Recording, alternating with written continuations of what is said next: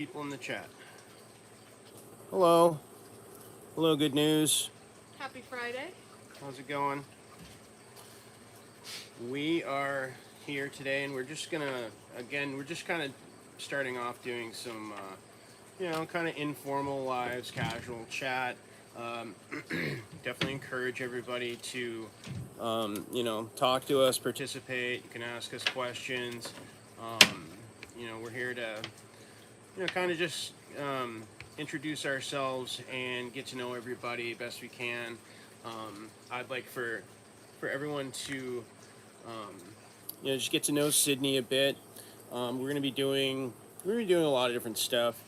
Um, and today we thought it would be cool to come on here and talk about this book that we've been using a lot in the past year. Glad you're doing well. Good news. Um, and this book is called Metaphysical Anatomy by Evette Rose. And this book has come to be known by some of our friends as the magic book because it's really cool. The book basically, and I think there's multiple volumes of this, there's a lot of different stuff. And it's basically got a table of contents with a ton of different maladies, both of a physical nature and like emotional problems. I'll give you some examples. Like it talks about different types of addiction. It talks about physical ailments, like right down to acne, acute lymphoblastic leukemia, addictions, alcoholism, um, antidepressants, autism, back problems, bad breath, Bell's palsy, cancer, candida yeast, bronchitis, dermatitis. It's got a huge table of contents. The whole book is like 700 pages long. Yeah, it's pretty thick, as you guys can see. Yeah, it's close to 800 pages long. Did we do our introduction yet? I'm Joe. We hopped right in. I'm Sydney. This is Sydney. And we are representing Sovereign Synergy. So we just wanted to talk about this book a little bit. And Self-empowerment for self-healing. we'll mention this a couple of times in the chat for everybody that's here. But if any of you guys want to ask a question, like for example, I might look up ADHD, which might be applicable to some of us, and I can read the description in here. And basically, the book correlates physical and emotional ailments with, I think, like different types of family dynamics, different types of traumas, and essentially different energetic dynamics.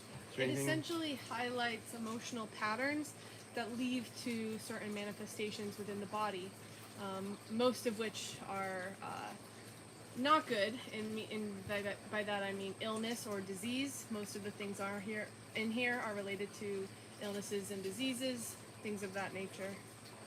Yeah. So I was going to look up attention deficit hyperactivity disorder just to give an example. This is a book that we sometimes use as a reference or a guide when we're doing like sessions with people, or if we're working with people, or even just for friends and family. I've read several of these to family members, and it can help provide some further insight. So ADHD is page 166. Or often clarity, when you can sense that something's wrong, but you can't exactly figure out the root emotions behind it. This can kind of point your mind in the right direction. So yeah, ADHD is actually, the pages are always a little mixed up, but the page... I've got a few highlights in here. Yeah, quite a few. 167. So, attention deficit hyperactivity disorder. People with, it says emotions. It's got a heading that says emotions. People with ADHD have a poor attention span and get easily distracted and can become hyperactive and impulsive quite quickly. ADHD can lead to poor school or work performance, poor social relationships, and a low self-esteem. There is a pressing question whether this is a real condition in children due to certain imbalances or lack of certain nutrients. Your body may have experienced a great deal of trauma during birth. In utero, you may have felt affected by your mother's hormones and anxiety. You often don't want to be too attached to people around you and choose to hide your vulnerabilities and sensitivity with a big outgoing personality. Huh, that thing went over the last time we did a live. That's funny. You may have a fear of being ashamed and blamed, regardless of whether you did something wrong or not. You feel that you were blamed for many mistakes that weren't your fault. No matter how much you protested your innocence, you were not believed. Your family life has been stressful and you're not always sure where you stand with your parents, often feeling like an odd one out. As a child, you're very sensitive, not just to the physical environment, but also towards your parents' moods. If a parent is upset or stressed, then the child may become more hyperactive. You often run or walk on your toes. It is almost as if you're trying to fly away from the high stress levels you're experiencing in your environment. Adults with this condition most likely still recreate stressful circumstances. It's the only way of life that you feel familiar with. The stress and anxiety keeps you alive and alert.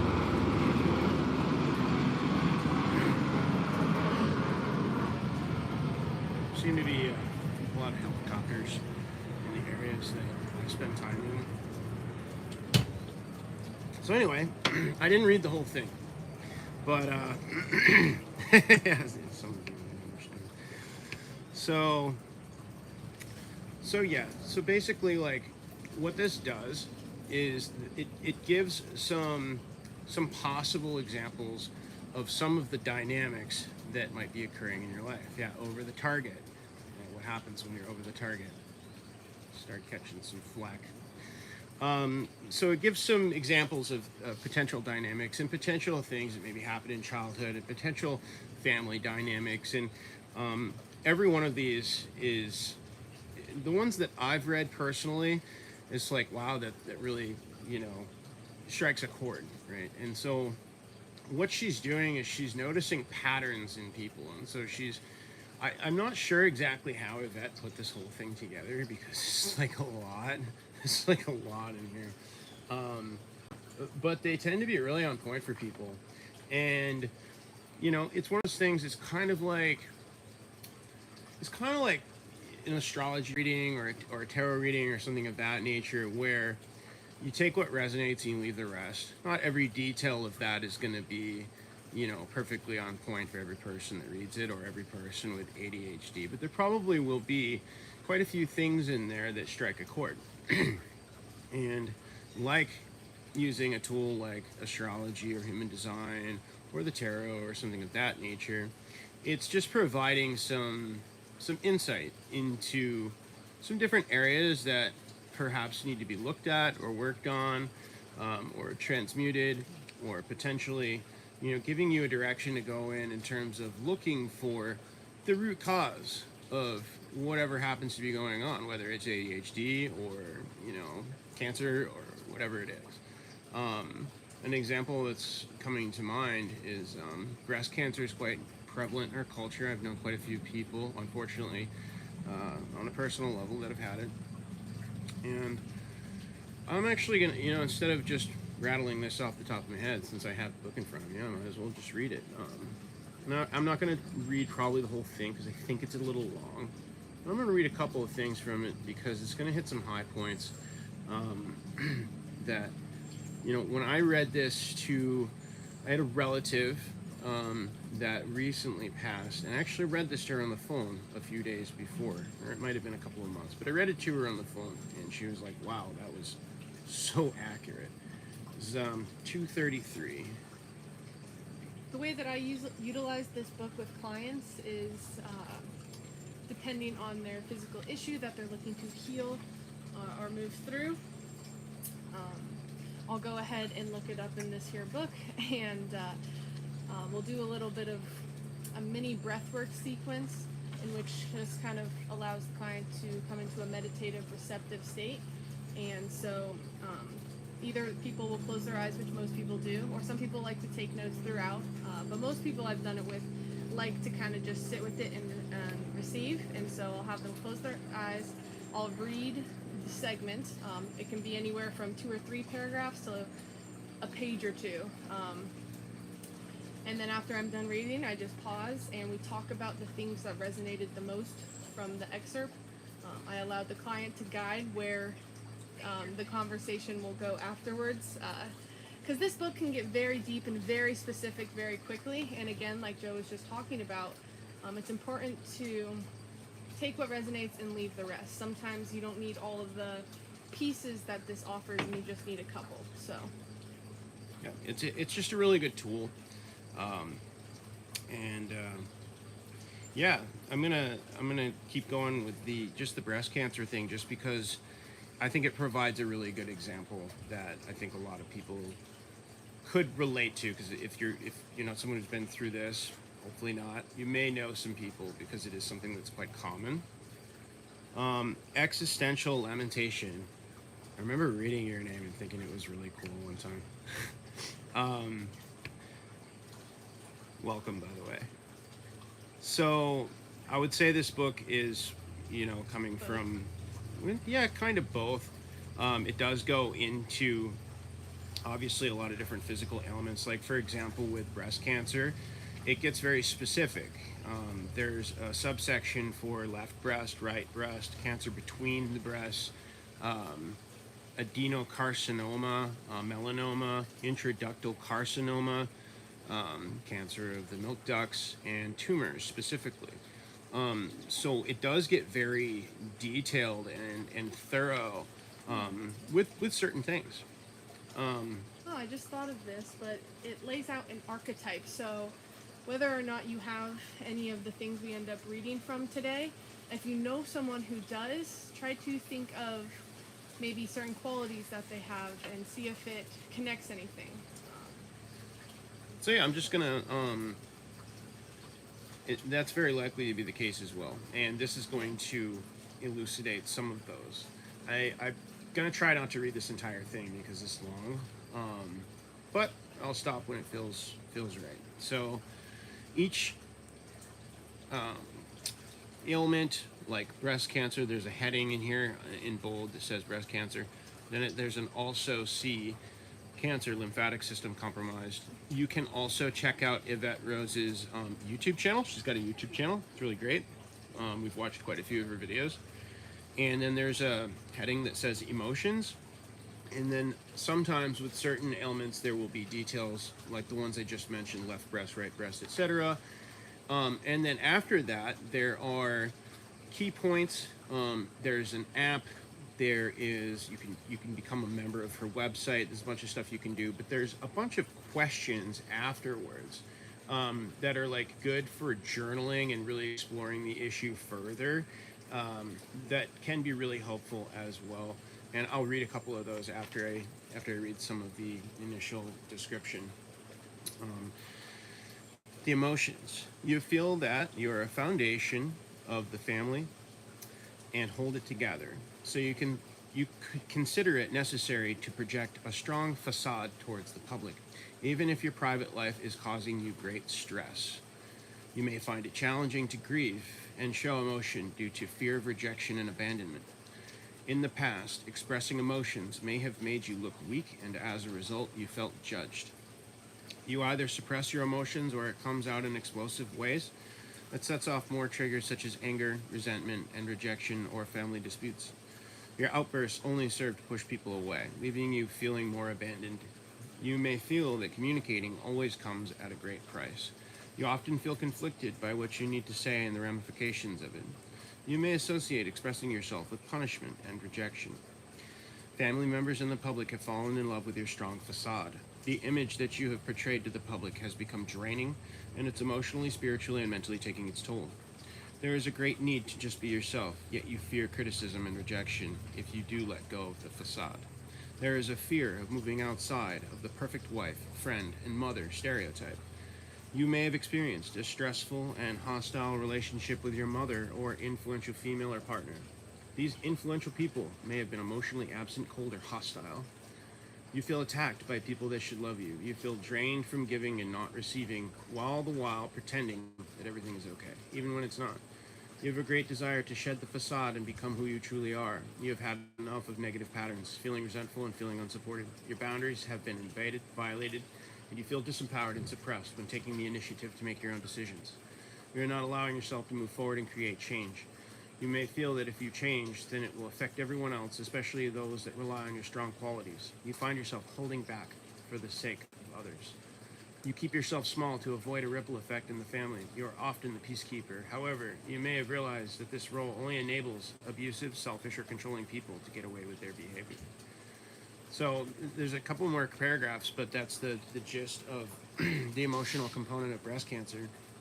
And as I said, I recently read that to someone close to me who recently passed, and after I read the entire paragraph, I mean, her response was, well, they couldn't hit the nail more on the head with that. And so it can be really, really helpful to get some insight. And really what this is showing is that with a release of the emotions and the energy underlying the physical manifestation of the disease energy, as they say in Hawkins terms, healing can occur, right? And so it's being able to shine a light and illuminate these types of dynamics and energies and emotional patterns and traumas that allows you to transmute the energy and ultimately for the body to then heal itself if given the proper energetic environment, right? Given the proper nutrition, given the proper rest, given the proper tools. This is really the idea behind what we're doing, and this is something that I've been doing for years. Is something that I've been making videos about. I've been using Heilkunst as a tool to help move these energies, and as I've said a few times on the channel, that's something I'm going to be going to school for, because it's such a powerful tool set. But we have other tool sets available as well, and different tools are correct for different jobs. So there's times when fascial maneuvers might be the thing that you need, right? There's times when a Heilkunst remedy might be the thing that you need at that time. There's times when using like a violet flame invocation might be the thing that you need at the time, or using something like Reiki. I want to also address very briefly a question that I was asked by actually a client, but he had mentioned that I think Tony Sayers, who I'm not overly familiar with, had said that Reiki was false light. I just want to briefly relay the information I have on that. We watched an Ashliana Dean workshop at one point, and she addressed this, and her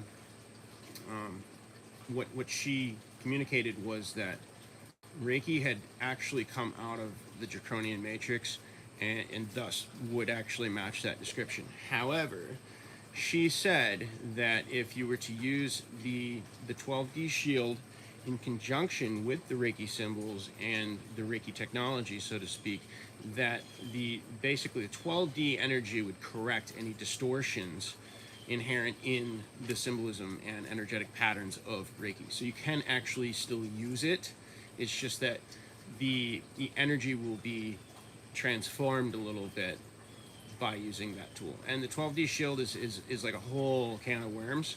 I just felt called to kind of throw that out there briefly. So let me read a couple of the questions in the back of this book.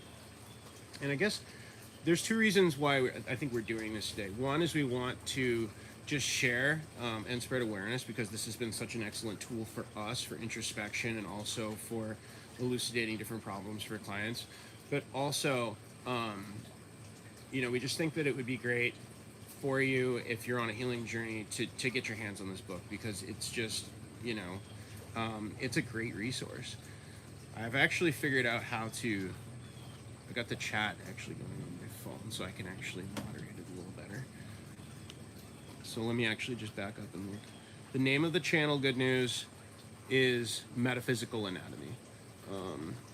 So guess I could just type it in the chat. I'll type it in the chat for you, so the spelling is right.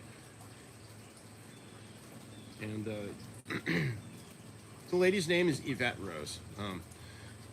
She's a blonde lady, and she sounds European. I'm not sure what country she's from.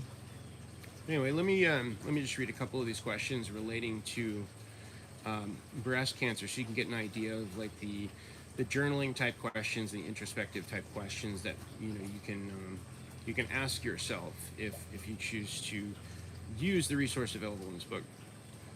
So this is the first one. Explore trauma related to an incident that took place 2 years before this condition started. What happened? How did you feel? What was the unresolved dispute or conflict? Explore further possibilities. Bullet pointer question number 2. Breast cancer seems to have a strong pattern of resentment, especially toward family members who may have taken advantage of your goodwill. This includes your time, support, finances, etc. You may have felt attacked, abandoned, unsupported, and not allowed to be yourself by members of the immediate family. I feel attacked by my own blood-meaning family. Can you identify a family member that you harbor these resentments towards? Number 3.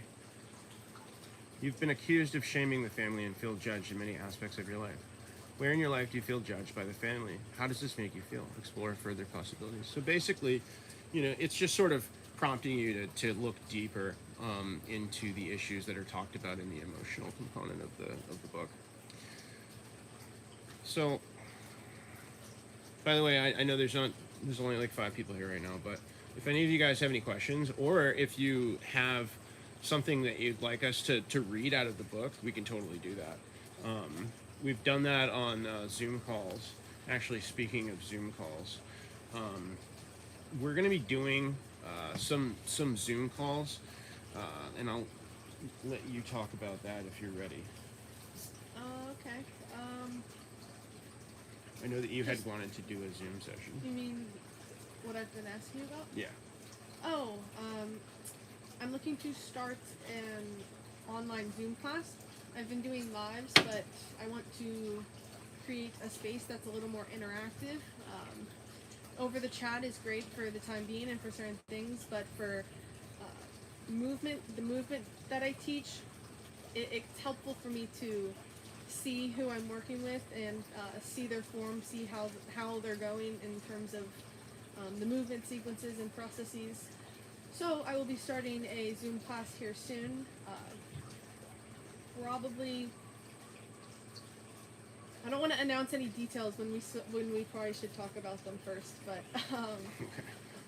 But yeah, there will be a Zoom class coming soon, doing Sydney's class, fascial maneuvers, flow. Sydney's also a personal trainer, so she can incorporate any and all of that knowledge, and definitely going to be doing that moving forward. I have an intention to create, at the very least, a men's group. It may have a little bit of a focus around the twin flame dynamic, simply because I'm not really plugged into the zeitgeist. what's that mean? Hi, Jaden. Jaden13 says hi. Hello. How are you? When I say plugged into the zeitgeist, I mean like I'm not involved in online communities. I'm not involved in the so-called twin flame community. I don't know really what's out there for resources, but I do know that a few years ago, I never saw anything like a twin flame men's group. I never saw like anything of that nature. I'm not saying that they don't exist. They might very well. But I think that it would be cool to have a little bit of a community around that. And so with that in mind, we may end up doing a women's group. Sydney might end up also doing a women's group, but I'd like to have a weekly meeting. I think it'd be a really cool thing to do. I've been wanting to do it for a long time. I actually was supposed to do this a couple of years ago in St. Pete, Florida, in the flesh, in person, at my good friend's wellness center down there. But that's when the whole lockdown fiasco happened. So things really kind of got a wrench thrown in the works there. So this is something that, that I have as a goal. So yeah, we're going to be doing live Zoom class. Now, there's also the possibility of doing broadcasted Zoom classes. So there's a function in Zoom where we can actually plug it into the YouTube Live so that it can be live streamed at the same time. It may be that if we do like a free Zoom class that's like open to the public, that we live stream it. But anything that's like a paid class would be private and not recorded unless we clear it with everybody that's there. So that's probably going to be the format. Yeah, is there anything else you can think of in terms of that?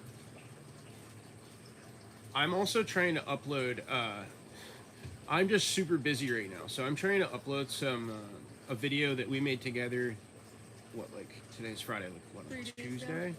Yeah. So we made a video 3 days ago. I'm having a lot of tech issues. I have some hardware upgrades that I need to make,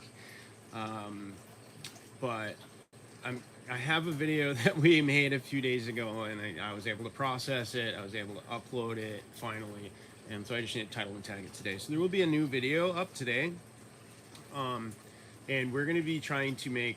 Well, we're going to definitely be making more regular content, and Sydney's going to be making some fascial maneuver instructional videos. It's been in the works for a while, so we're going to be doing some basic instructional videos. We'll be making some basic videos that explain, concepts that we would like clients to understand. I have basically my idea is there's a lot of questions that, for example, I get asked in a session, right? Almost every time, a lot of people ask the same set of questions. And so to me, it seems kind of redundant for me to explain the same thing to everyone who comes through the door. And so what I'm going to start doing is identifying the frequently asked questions and making videos about them specifically. I had done that in the past, but because I've tried to clean up my channel and my content a little bit, there's a lot of the older content I need to redo. Also, anything that's like past like more than 2 years ago, it's spotty in terms of accuracy because of the knowledge base that I've acquired since then. But I'm just sort of letting you guys know and informing you about like the direction that we want to head in. And we are both available for sessions. Again, right now, the best way to do that is just to shoot us an email, and you can contact both of us at joe@joefortincoaching.com, or you can shoot Sid an email directly at couchsid@gmail.com. And yeah, we'd be happy to set up a session with you. Right now, the website, joefortincoaching.com, is still just reflecting what I had originally wrote into that website, so there need to be some changes made. I need to go into the back end and redo the scheduling, and I know that I talked about this, I think maybe the last live stream or in the video we just made, but I just got a lot of irons in the fire. I'm spinning a lot of plates at the moment, so things are get done as they can be. But yeah, again, so we're both available for sessions. We've both been doing sessions recently, and we'd love to work with anyone who could use a little guidance. So I would like to say that, like for example with me, I'm not a mental health professional, I'm not a doctor. I'm a coach, I'm a guide. I am, someone that counsels, but not in a mental health capacity. And there are agreements and things, a couple of things I have people sign whenever they work with me that basically just say that it's confidentiality agreement, and it essentially just says like, that this is coaching. It's not a mental health service. It's not a replacement for a mental health service. And if you're dealing with things like, for example, suicidal depression or extreme paranoia or things of that nature, you need to go see a real mental health professional, right? So, and that's something that I did. So, in a certain respect, part of what I consider my job is to, guide you to these places where you can get that type of help, right? And, can work with multiple people at once. At one point in my own personal journey, I was working with like 4 different people at the same time.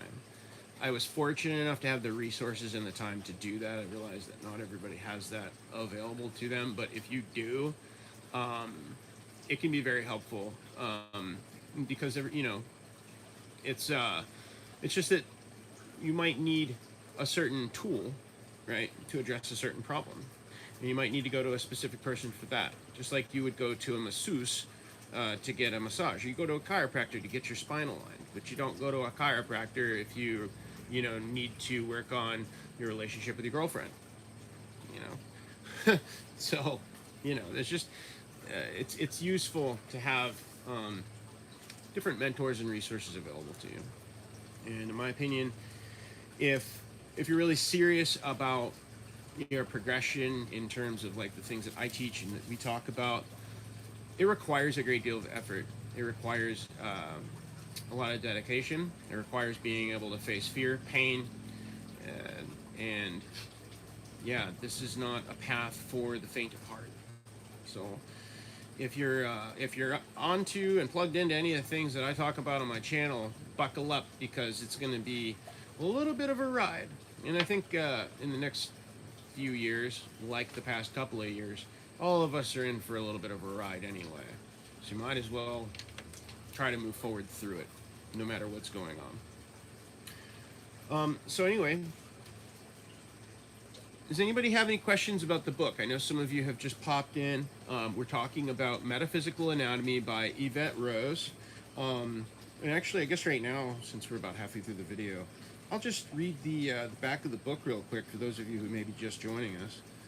Metaphysical Anatomy Volume 1 includes step-by-step guide. Includes a step-by-step guide for identifying psychosomatic patterns related to 679 medical conditions. These conditions can be activated by circumstances in your present life, your ancestry, conception, womb, birth, trauma, childhood, or adult life. It builds on existing work from many famous authors, making it much more practical, more specific, detailed, and ultimately much more effective. This book is equally valuable for experienced alternative practitioners and those interested in self-healing. You'll love this book and the rapid growth metaphysical anatomy healing technique, which is in Volume 2, that you can combine with Volume 1, which also teaches self-healing. So yes, if you have any requests that you would like to know more about, understand the metaphysical energy behind a particular issue or pain in your body, feel free to comment in the chat. So I'm thinking, if no one else is going to step up here and step into the ring, I can talk about, well, actually, I talked about the ADHD. I guess I didn't really talk too much about myself. What was one that, do you remember one that I looked up that was particularly like... Hip? Yeah, there is definitely the hip one. Another one that I've been dealing with from childhood. I feel like you have a feminine spirit. Are you biologically a male?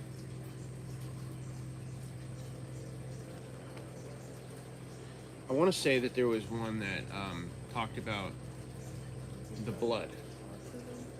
No, I mean, I could look up autism. That does definitely apply to quite a few people and would be interesting to read, but I don't have autism. I don't think. But no, the one that I was thinking of Shoulder. was the okay, yeah, I've been having some shoulder issues lately, but that would be more of a kind of shooting from the hip type of thing, because I haven't looked at it yet. But I guess we could do that. Let's do that. Let's have some fun. My shoulder's been bothering me for the last couple of months, and for no apparent reason. So let's look up the shoulders. Are you holding the weight of the world on your shoulders, Joe? Maybe. Maybe. Let's see. Shoulders. So the other weird thing about this book is that some of it is alphabetical and some of it isn't, so it makes it real fun. Shoulder problem 704, and this one has a specific column for right shoulder too. So let's check that out. I think the one that I was thinking of though was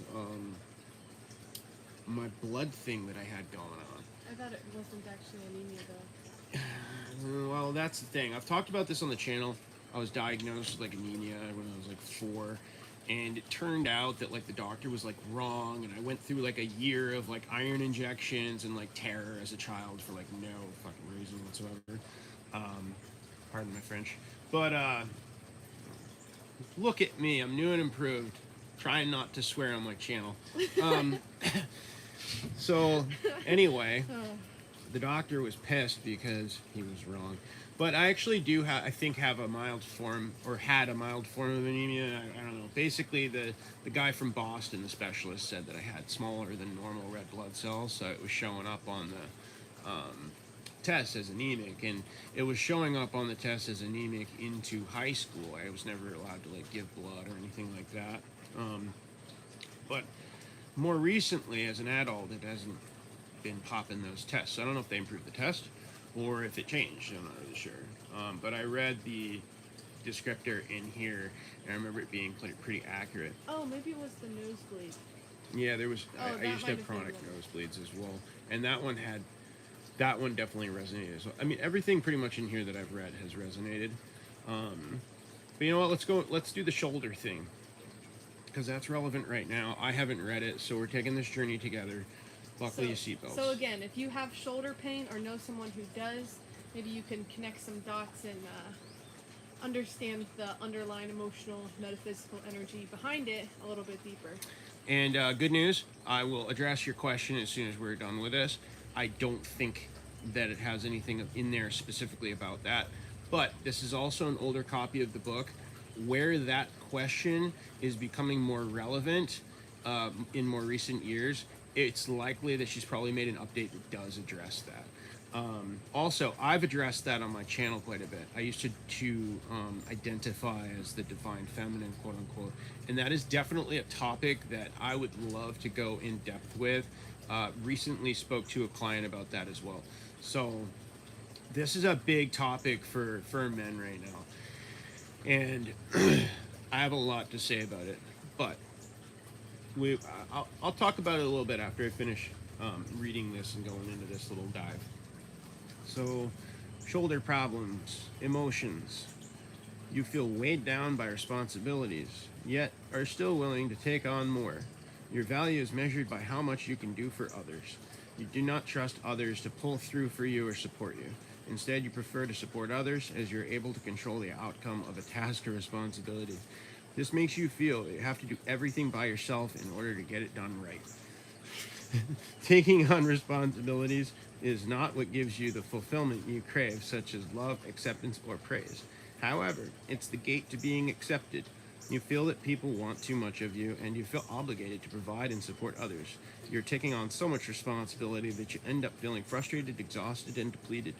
Your efforts are not paying off as you hoped, and you are left feeling that you haven't done enough. This sets you up to take on even more responsibilities that only deplete you further. This leaves you feeling more angry and resentful than ever. Your gentle nature is often taken advantage of, leaving you resentful and unable to express your disappointment. Expressing your disappointment only made you feel attacked, rejected, and isolated. That one hits the nail on the head. There is a noticeable pattern of throat and thyroid issues along with shoulder problems. Your low self-esteem often sabotages your ability to express clear boundaries. You want to support others, but don't seem to know how to support others in a balanced way. You want to ask for help, but feel as if you're not allowed to. You were taught that you had to accept chores and responsibilities, and there were never options to change it. This made you feel rigid and angry for not being allowed to have your own experiences in life. You feel unworthy of living the life you want. You always feel that you need permission from authority figures to be powerful and successful. You feel challenged whenever you need to make decisions. In an act of self-sabotage, you often cut yourself off from something that you need. There's one more paragraph, so I'll read it. You are often offered love with a string of conditions. The stress in your shoulders is a result of feeling responsible for providing for others and a fear of never having enough of what you need. This is often related to ancestral trauma where there was a lack of food, water, safety, and support. So, as I read out loud, sometimes it's a little bit tough for me to process everything that I've read, but that definitely rang some bells for me. And Yeah, so this is an example, and this also relates quite well to another topic that we are both fond of, that I know Sydney has studied pretty extensively, bioenergetics. A lot of the expressions that you hear, like the weight of the world on your shoulders, or like when people talk about two people squaring off and getting their back up, it's like they're literally, moving that part of their body. Like there's a lot of expressions that are built into our language that actually relate to bioenergetics. Did you have Oh, something to say? I'm trying to think. I wrote them in my journal a while ago, all the different expressions you're referring to, but I don't have them with me, so I'm trying. Of course, now I can't think of them. But no, So that stuff's fascinating. yeah. So when you actually look at like, and this is a concept that I want to explore. So the title of this live was correlations in energy and trauma or something like that. I don't even remember what I put, but basically, everything is fractally correlated, including the problems that we have in the body, the issues that we have in the psyche, the issues we have in the emotional body, and so on and so forth. Not only are they correlated within our own body, they're correlated between us and every other thing in the universe, right? The thing about that, and this is a concept that, like, when you see it, it starts to really make sense in the twin flame dynamic as well. And I'm going to address what you've said, existential lamentation, as soon as I'm done with this. But once you grasp the idea that everything truly is fractally correlated, like everything is in its own way a reflection of everything else, and there is basically a geometrical mathematical relationship between any two things. It's a matter of is the it's almost as if you were to look at it as light being refracted. I like using the example of a spider web with a lot of little orbs of water on it, where each one of those is reflecting each one. But if you were to look at any one of them, the picture would look different because it's in a different space-time location. It's in a different spot. It's the same with us. It's the same with the way that we work. It's the same with the way our emotional body works, or the way our face is shaped in terms of like face reading or palmistry or reflexology, right? There's a place on the foot that correlates to everything in the body. But the thing about that is that there is a place in your foot that correlates to everything on the planet, everything in the universe, right? Everything in the multiverse, right? It's all fractally correlated because everything is part of the all.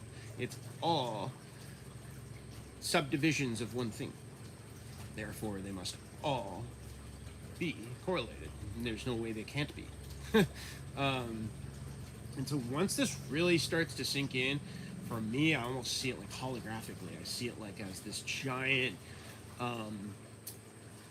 picture, like this giant dance, this giant cosmic dance, right? That's sort of what I see. It's just like it's just everything is interwoven. And these are, I think, the types of things that you would probably see like on an ayahuasca journey or DMT. Me and my brain just like automatically operates like it's on psychedelics. I don't need the extra chemicals. Me neither. So anyway, so let's address I'm going to address briefly what you're asking, existential lamentation. So the magnetic versus electrical, yes, I don't believe there's anything in here about your question specifically, but let me look. Existential lamentation asks, or no, actually, sorry, it was the good news. I'm sorry. I feel like I have a feminine spirit. Does it say anything about that? And so I don't think that it specifically addresses that. And the thing is, it's really going to depend on the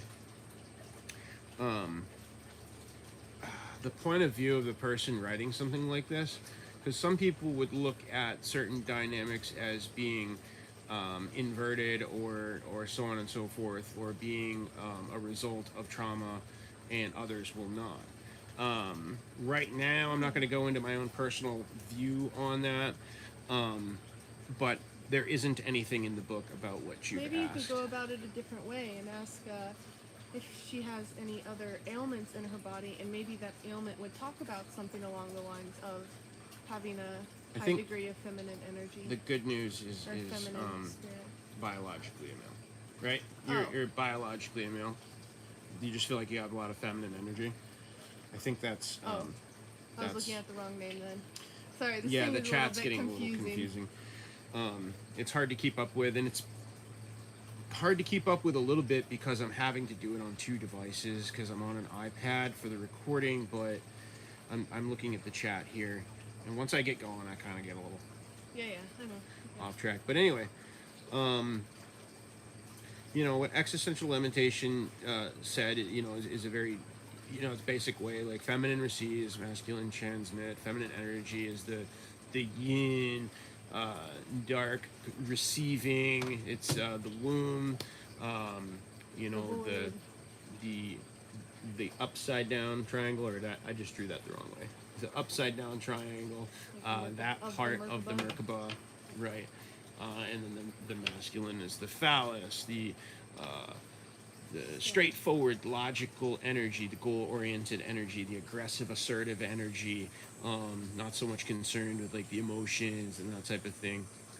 Okay, so the idea of your spirit, yeah, when you say your spirit is feminine, you have to really define what you mean by spirit, um, because at the end of the day, once you get up to a certain point, our um, our souls are not really gendered, but it depends on which perspective you're looking at it from. Um, there was a point in time when I felt like, as a guy, I was more feminine too. And here's the thing, right? In order to have um, hemispheric coherence, in order for you to activate both sides of your brain and have them working together and have the corpus callosum bridge properly and all of that, you do have to swing into your feminine polarity for a period of time. Also, for men to have a spiritual awakening, they have to go into their feminine polarity, because the feminine polarity, the right side of the brain, is more in tune with the spiritual realm, right? And that's just a fact. Also, in order for men to develop properly, they have to go into their emotional body, which is more correlated with the right hemisphere. They have to go into the midbrain as well, which again is more correlated with the right hemisphere. You've got to move into the feminine a bit, right, to process the emotions and to be in tune and to become empathic and to learn how that side of reality works. In order to be in tune with your own feminine counterpart, right, you're going to have to move into that energy so that you can see that reflection in yourself, right? It's your anima, it's your internal feminine templating. In order to correct the templating, which manifests on the outside, you're going to have to manifest it within yourself to a degree first. So, like for me, right, I actually went heavily into my feminine energy, and with the current paradigm of like red pill psychology and a lot of men in the spiritual movement, like I was thinking like that there was something wrong with me. Like I was like, I feel more feminine. I feel like when I read the description of divine feminine, I feel like that's me, and the masculine is like the other person that I'm seeing. And we Like, can I talk about feel flipped. the mirroring element there, about how when we first met, I was in a lot of masculine energy. I was working like 2 or 3 different jobs. I was busy all the time, getting up early, staying up late not staying up late as in like going out and doing stuff, but just doing the things at night that I didn't have time to do all day, that kind of thing. But yes, very disciplined, very, I guess, competitive in nature.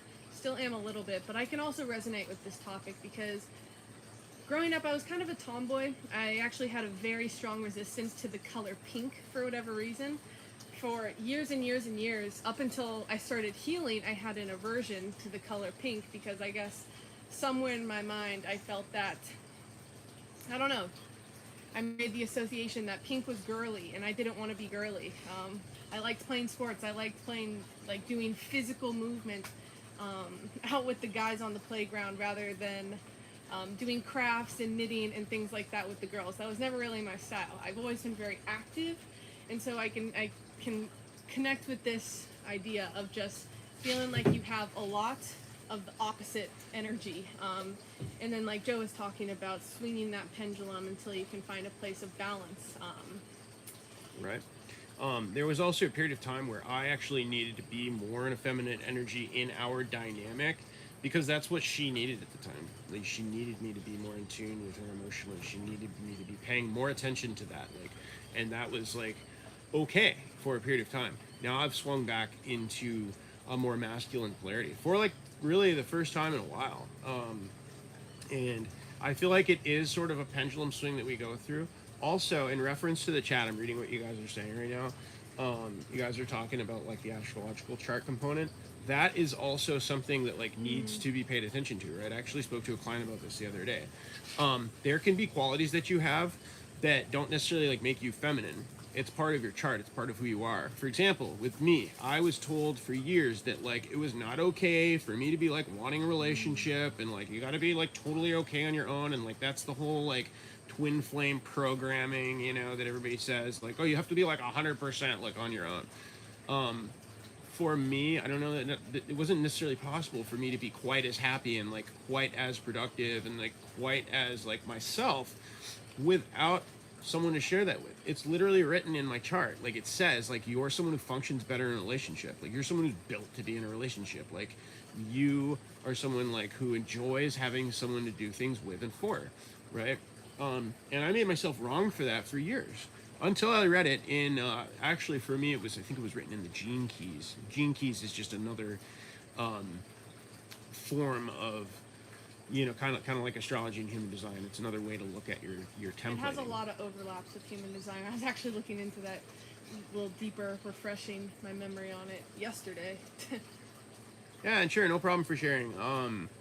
You know, this is really what I like to do. I like to teach, but I also like to share my experience, because I think at the end of the day, that's really what counts, right? Is, you know, I can read something in a book all day and tell you that it's right just based on like what I think. But the things that I've lived and the things that I've tried and the mistakes that I've made and like the wrong paths that I've taken, like that to me counts for a lot more than stuff I read in a book.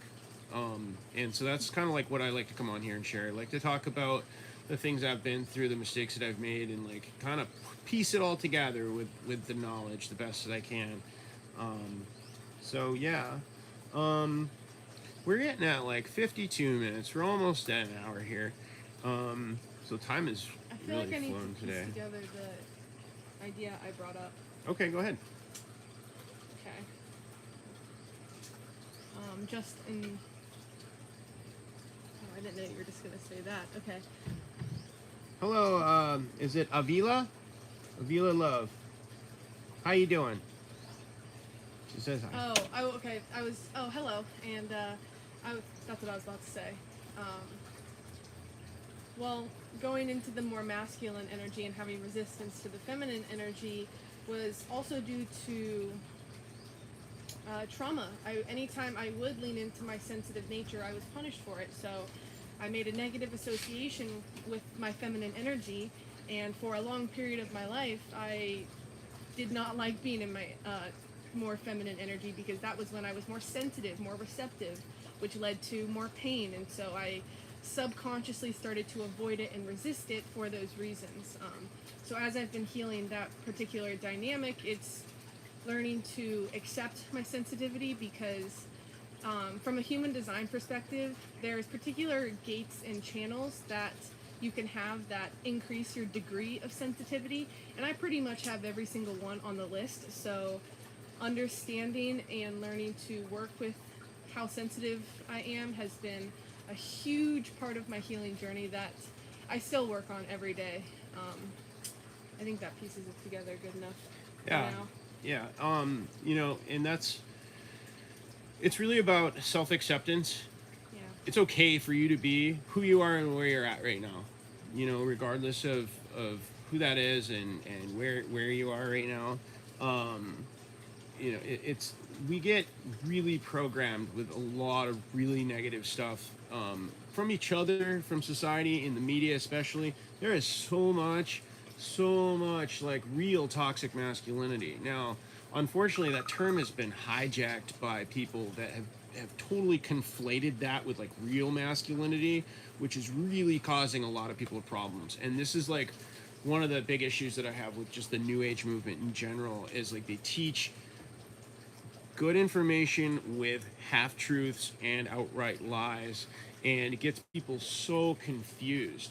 And the idea of toxic masculinity originally meant essentially something that was really negative and not good. And like a good example of this is like completely shutting down your emotions.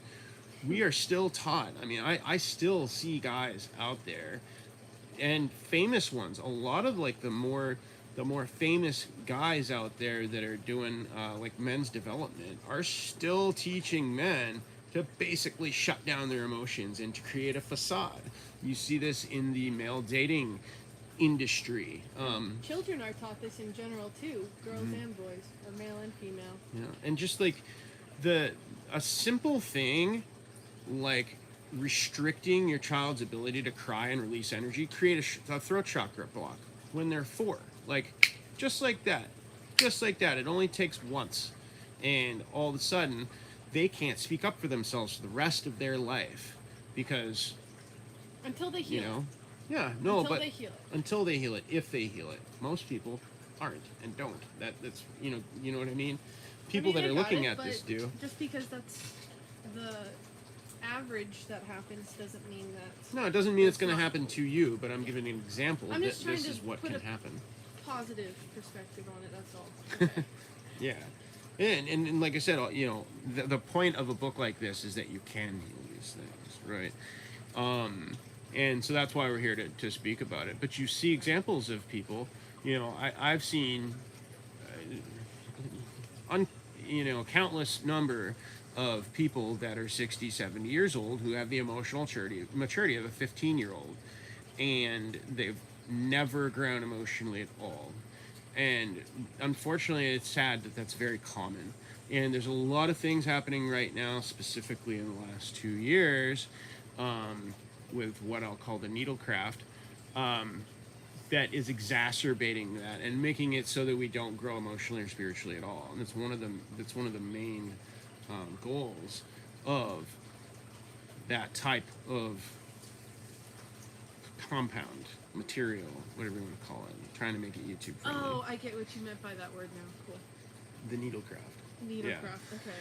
Yeah. Okay. I got that one from Sethicus, and I thought it was pretty clever, and I figured it would get past the robots. So hopefully they got that. Good news. These topics that I'm bringing up, I've been really hammering on for a few years, and I'm still trying to really determine what masculinity fully like embodied looks like for me, because the problem is none of us has a 3D walking model for it. Not one of us. I mean, I'm not saying maybe some of you do have role models in your life that like do embody what you see as like really healthy masculinity, but I don't feel like I really do. I don't feel like I really have any mentors that are 20, 30 years older than me that are really truly embodying what I would call healthy masculinity, in alignment with the Christ, in alignment with the true original 12-strand templating, right? And I don't honestly know on a conscious level what it looks like. Now, I think that on a subconscious, unconscious level, there are those of us who have these templates and have access to them who are transforming and becoming the examples ourselves. However, someone like me, right, I've spent a lot of my life being the complete opposite of a good role model, right? And so I've had to work my way towards that. And I think that that's one of the things that a lot of us are doing.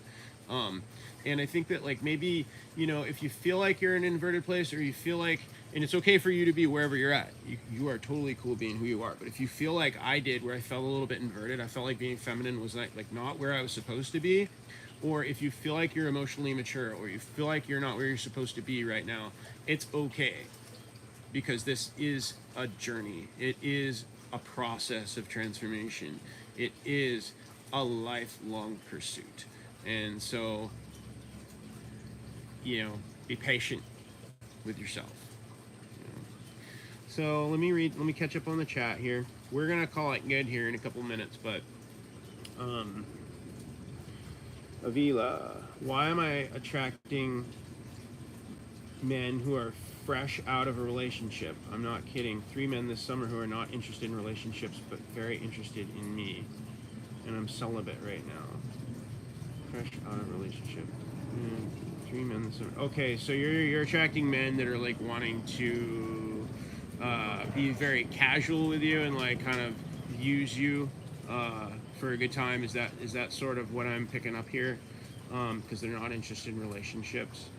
I get it. I see what you're saying. Yeah, that's a good question. There's a lot of different components to that.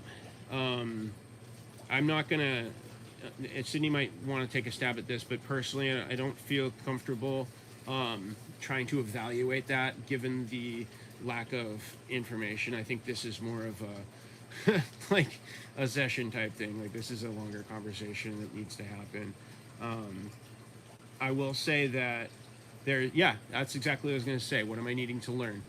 There's something here. There's some kind of pattern.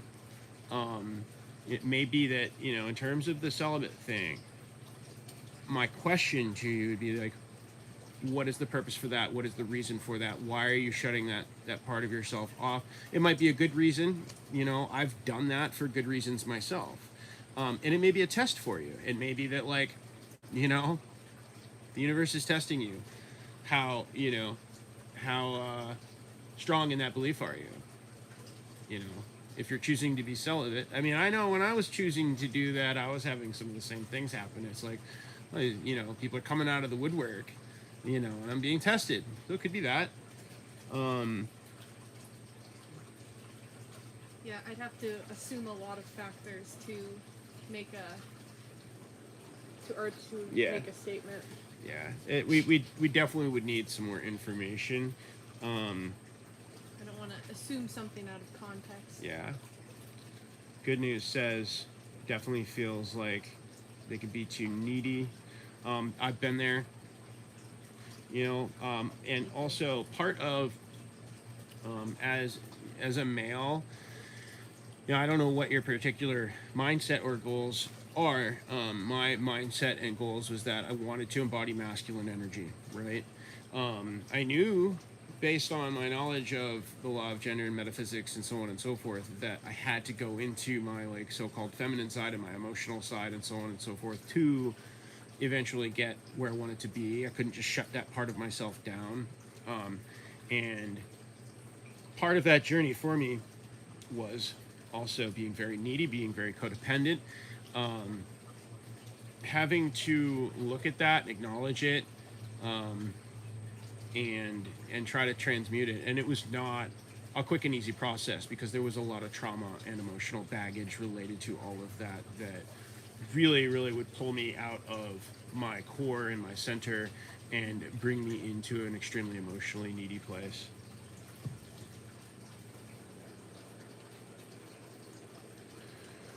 My shadow work doesn't stop.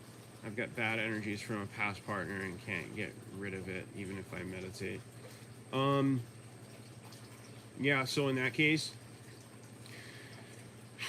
I've made videos, and I don't know, unfortunately I had to take down quite a few of my videos, but I've made videos in the past on the entity attachment type transfer that can occur with sexual intercourse. Could be very well you have an entity attachment. It could be that you picked up some negative energies that need to be let go of. I will say, in regards to that, sometimes when this happens, this can provide some contrast in areas that is extremely uncomfortable and doesn't feel good at the time and seems evil and dark and whatever at the time, but it can actually be the push that you need in order to shine a light on some kind of past trauma or some kind of family pattern or so on and so forth.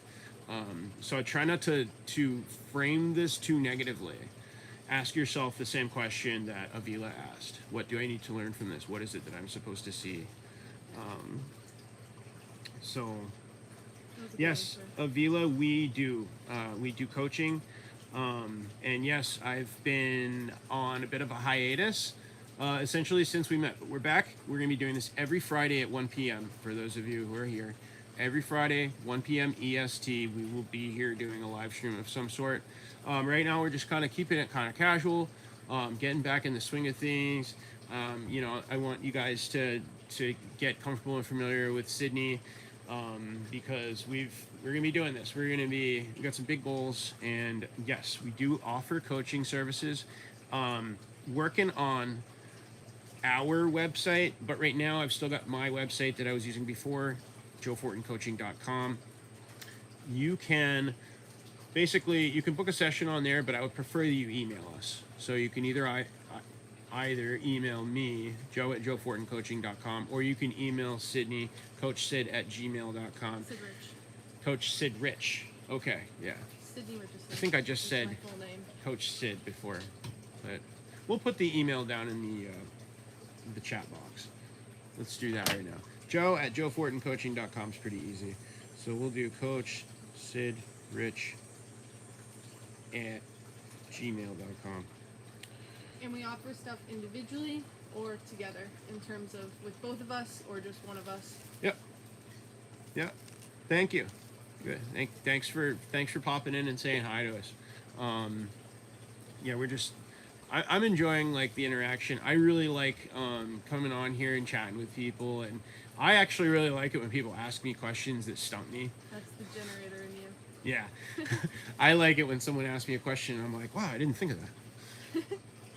And then I get to ponder it for the next 4 or 5 months. But anyway, so yes, we do coaching sessions. There's some details on my website in terms of what I do. We do offer a 30-minute consultation. That can be with me, Sid, or both of us. So whatever you'd like. And then the sessions can be with me, Sid, or both of us. I'm going to make some quick updates to my website, just to reflect the fact that like you can book with both of us and get the scheduling correct and that type of thing. But then after that, I'm actually working on a combined website.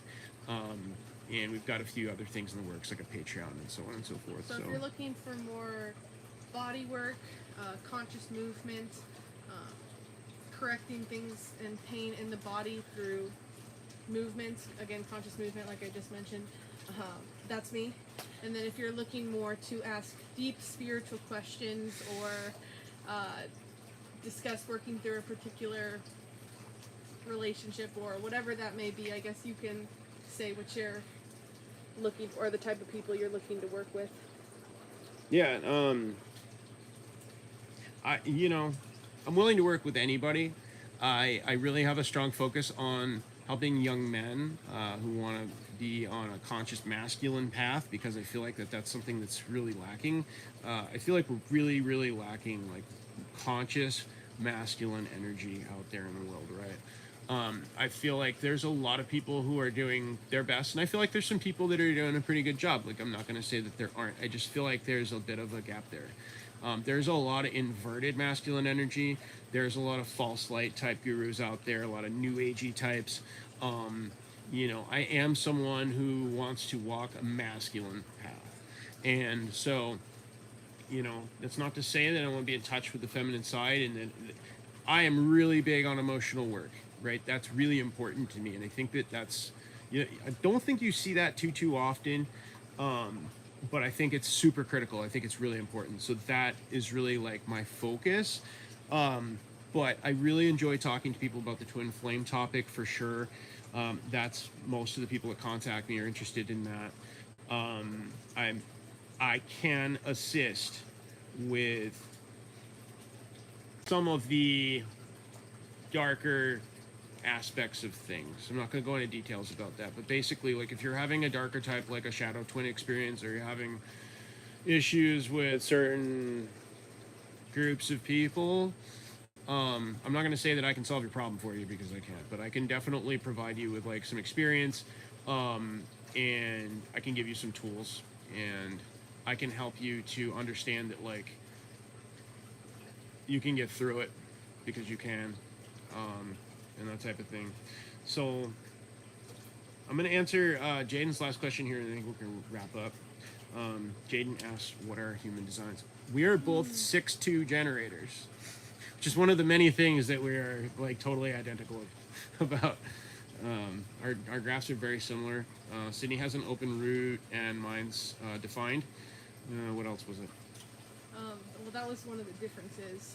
Yeah. The only differences in our chart in terms of centers, of course, all the gates are pretty different, but the centers are all the same, except, like you just mentioned, he has the root defined and I have it undefined.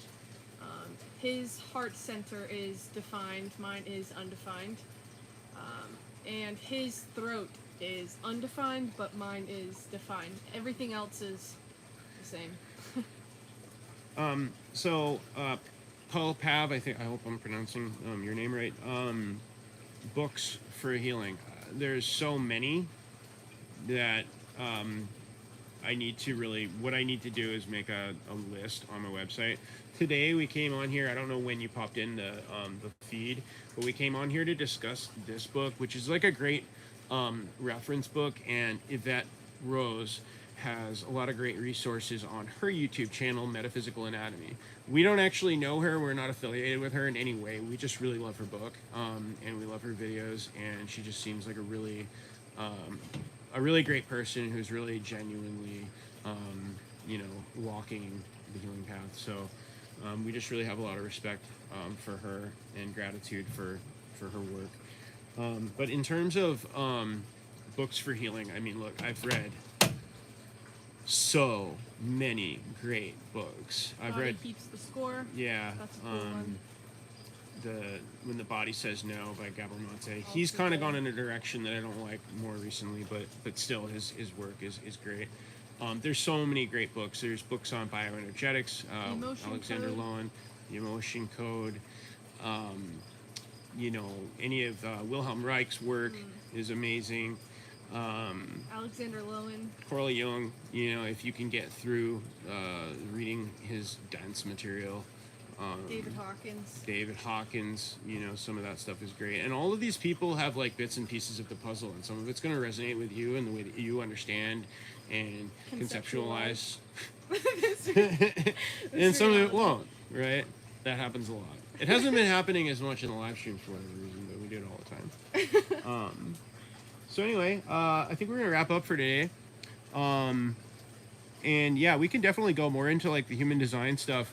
Maybe we should do that next time. Maybe we should talk next time about the different centers and how they... Oh yeah, I could talk all day about that. Yeah, how they apply to us specifically, and the similarities and the differences that we have, and like I think one of the important things for us in our particular dynamic is that I have the defined root, and so when me and Sydney are together, Sydney's a little bit more grounded, and so I think that that's actually really beneficial for our relationship.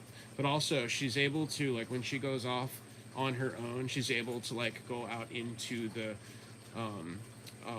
fairylands and and do that light thing that she does. I'm more down in the the heavy and I'm places. doing flowy dances and whatnot. So anyway, I like I'm still a fan of red meat, As am I. Lifting weights, doing the heavy lifting, doing the heavy stuff. There's a time and place. So that's why I think it's actually been beneficial for me, and like being able to deal with people that are in those like dark, dense places, right? That's something that like I can go down there and like be with you and and understand what's going on. So anyway, Jinx. Yeah, Jaden said Jinx. Last thing. Good news. What would you like to hear about specifically the human design? I think that's what I think, Yeah. Thanks, Bo. I think, Yeah. yeah, good news. Cool. Well, we'll definitely come back and talk about that. We could probably do that next week. There will be a video. I should have it uploaded by tonight that we did earlier this week. I won't spoil the topic. And yeah, hope to see some of you guys next Friday, 1 p.m. EST. And thanks for joining us today. We'll see you again soon. Thanks. Bye, guys.